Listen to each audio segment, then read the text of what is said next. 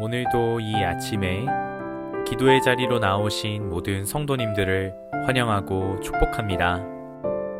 오늘 우리에게 주신 하나님의 말씀은 시편 119편 65절부터 80절까지의 말씀입니다.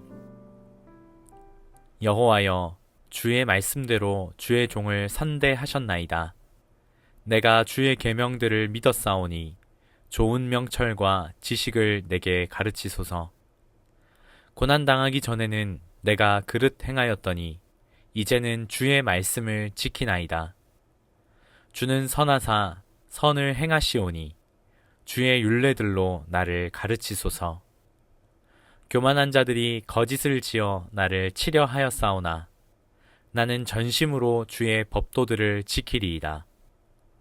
그들의 마음은 살쪄서 기름덩이 같으나 나는 주의 법을 즐거워하나이다. 고난당하는 것이 내게 유익이라.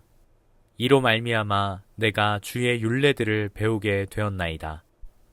주의 입의 법이 내게는 천천 금은보다 좋으니이다. 주의 손이 나를 만들고 세우셨사오니 내가 깨달아 주의 계명들을 배우게 하소서.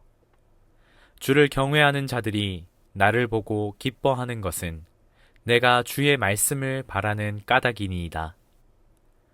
여호와여, 내가 알거니와 주의 심판은 의로우시고 주께서 나를 괴롭게 하심은 성실하심 때문이니이다. 구하오니 주의 종에게 하신 말씀대로 주의 인자하심이 나의 위안이 되게 하시며 주의 긍휼이 여기심이 내게 임하사 내가 살게 하소서. 주의 법은 나의 즐거움이니이다. 교만한 자들이 거짓으로 나를 엎드렸으니 그들이 수치를 당하게 하소서. 나는 주의 법도들을 작은 소리로 읊조리리이다. 주를 경외하는 자들이 내게 돌아오게 하소서. 그리하시면 그들이 주의 증거들을 알리이다. 내 마음으로 주의 율례들에 완전하게 하사 내가 수치를 당하지 아니하게 하소서. 아멘. 사람의 인생에는 설명하기 어려운 순간들이 참 많이 찾아오는 것 같습니다. 어느 날 갑자기 예상하지 못한 질병이 찾아오기도 하고, 때론 가까웠던 관계에 금이 가기도 하고, 의지하던 것들이 무너질 때에 하나님을 믿는 우리는 하나님을 향한 질문을 던지게 됩니다. 왜 이런 일이 나에게 일어났습니까? 그리고 하나님은 지금도 나와 함께 하시는 것입니까? 라고 하면서 하나님의 구원을 바라게 됩니다. 오늘 우리가 읽은 본문의 말씀은 바로 그런 고난의 시간 속에서 말씀을 붙들고 살아낸 한 사람의 고백이라고 할 수 있습니다. 시편 119편은 말씀의 시편이라고도 불리는데, 특히 오늘 우리가 살펴본 65절부터 80절까지의 말씀은 고난을 지나온 사람이 말씀 안에서 어떻게 변화되고 세워졌는지를 잘 보여주고 있습니다. 지금 현재 고난 중에 있는 시인은 이렇게 말하고 있습니다. 67절 말씀에 고난 당하기 전에는 내가 그릇 행하였더니 이제는 주의 말씀을 지키나이다 라고 말합니다. 시인은 하나님을 믿는 믿음을 가진 사람이었습니다. 그런데 그가 스스로 고백하는 것은 나는 이전까지 하나님께서 기뻐하시는 대로 하나님의 방향대로 살아가지 않았다라고 고백하고 있다라는 것입니다. 다른 사람들이 보기에 겉으로 보기에는 아무 문제 없어 보이고 괜찮아 보이고 믿음 있어 보이는 것 같았지만 실상 자신의 중심과 내면에는 하나님의 뜻대로가 아닌 나의 원대로 나 중심으로 살아가는 삶의 모습이 지배적이었다라고 말하고 있는 것입니다. 그리고 그것에 아무런 문제의식을 가지고 살아가지 않았음을 이야기하는 것입니다. 그런데 지금 시인은 그 길이 꺾인 것입니다. 하나님은 고난을 통해 그를 말씀 앞에 다시 세우게 하시고 그를 순종의 자리로 나아올 수 있게 하여 주셨다는 것입니다. 그런데 중요한 것은 여기서 고난이 중요한 것이 아니라는 것입니다. 고난은 통로이고 진정으로 시인을 변화시키는 것은 무엇이냐면 바로 하나님의 말씀이라는 것입니다. 하나님의 말씀이 그의 마음속에 새겨지고 말씀이 내면을 움직이기 시작할 때 말씀에 붙들리는 사람이 되어갈 때 그 중심에 하나님을 향한 마음의 변화가 있기 시작했다라는 것이죠. 시인은 고난 위에 비로소 하나님의 뜻대로 살아가는 발걸음을 이제 한 걸음씩 떼기 시작했다라는 것입니다. 비록 어렵고 낯설고 또 고난 중에도 있지만 그는 믿음의 발걸음, 하나님의 뜻대로 살아가는 순종의 발걸음을 하나씩 뗀 것입니다. 그러자 어떤 일이 일어나기 시작하냐면 71절 말씀에 고난당하는 것이 내게 유익이라. 이로 말미암아 내가 주의 율례들을 배우게 되었나이다 라고 하는 말을 하고 있는 것이죠. 고백은 단순히 어려움에서 우리가 긍정적인 사고를 가지자, 고난은 나를 성장시킨다 이런 차원에서 말하고 있는 것이 아닌 것입니다. 그 고난 속에서 내가 이전부터 알고 있었고 또 많이 듣기도 했었던 하나님의 말씀이 진실로 자신의 말씀으로 받아지는 것을 경험하고 말씀이 자신을 사로잡고 그리고 자신을 인도하는 것을 경험하였기 때문에 지금 시인은 이런 고백을 할 수 있는 것입니다. 사랑하는 성도 여러분, 우리도 그렇지 않나 생각됩니다. 평안할 때는 말씀을 읽어도 삶의 깊은 곳까지 들어가지 않을 때가 있습니다.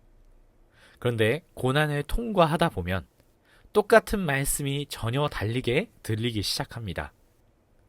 삶의 현장에서 말씀 한 구절이 때로는 우리의 숨통을 틔우기도 하고 또 그 한 구절이 우리의 진실된 기도가 되기도 하고 또 때로는 눈물이 되고 또 때로는 우리의 간증이 되기도 하는 것이고 또 때로는 우리를 살아갈 수 있는 힘이 되게 하는 것이죠.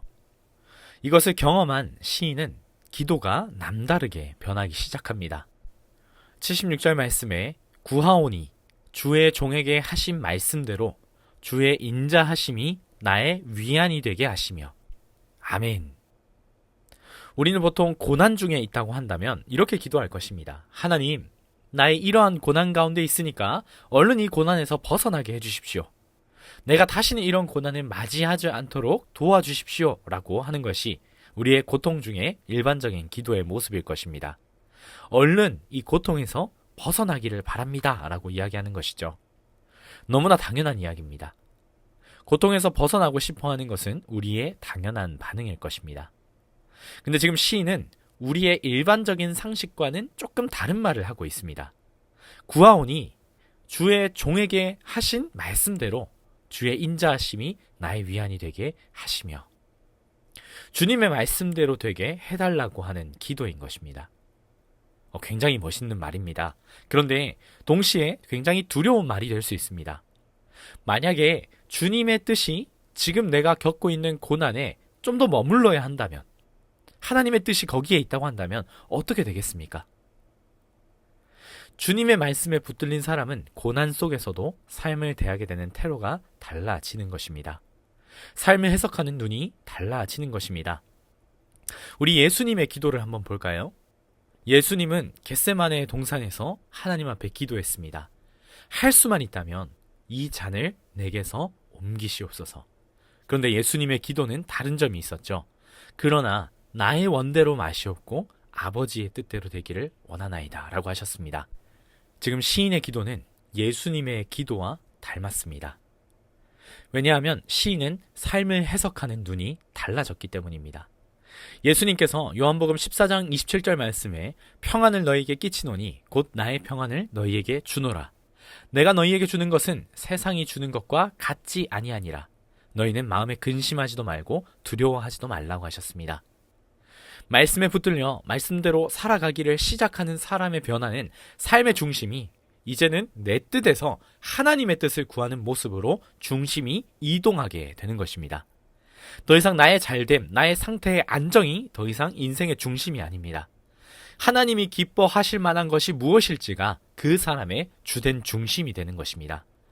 좀 더 들여다보면 78절 말씀에 교만한 자들이 거짓으로 나를 엎드려뜨렸으니 그들이 수치를 당하게 하소서. 나는 주의 법도들을 작은 소리로 읊조리리이다. 또 79절에 주를 경외하는 자들이 내게 돌아오게 하소서. 그리하시면 그들이 주의 증거들을 알리이다. 지금 교만한 자들을 향하여 그리고 주를 경외하는 자들을 향하여 기도하고 있습니다. 아마 이 교만한 자들은 지금 시인이 겪고 있는 고난의 주된 원인들일 것입니다. 그런데 시인은 개인적인 상황에서 눈을 돌려서 하나님의 정의와 공의를 깨뜨리는 자들에게 수치를 주시고 하나님의 정의와 공의를 세워주십시오라고 말하고 있는 것입니다. 단순히 이것은 하나님 나 대신 복수해 주십시오. 저들이 망하는 꼴을 내가 보게 해 주십시오라고 하는 수준이 아닌 것입니다. 나의 만족을 위해서가 아니라는 거예요. 이 기도는 하나님을 경외하는 자들, 그 뒤에 나오는 자신과 같이 믿음 안에 있었지만 고난으로 인하여 그리고 악한 자들로 인하여 하나님으로부터 멀어졌던 자들을 위한 기도로 향하는 것입니다. 혹은 지금 시인이 겪고 있는 고난으로 인하여 하나님으로부터 멀어진 자들, 하나님 믿어도 소용없다라고 얘기하고 아무것도 좋은 것이 없다라고 하면서 하나님으로부터 떠나간 자들이 지금 시인이 회복된 모습, 교만한 자들이 징계를 받는 모습들을 통하여서 그들이 소망을 얻을 수 있도록 다시금 하나님을 바라볼 수 있도록 같은 일을 당한 자들을 위해 기도할 수 있는 자가 되었다라는 것입니다. 내가 당한 고난이 오히려 다른 이들을 세울 수 있는 기회가 될 수 있게 해달라고 지금 기도하고 있다라고 하는 것이죠. 사랑하는 성도 여러분, 시인이 인생의 고난을 지나면서 자신이 얼마나 하나님 중심이 아닌 자기 중심으로 살아왔는지를 깨달았습니다.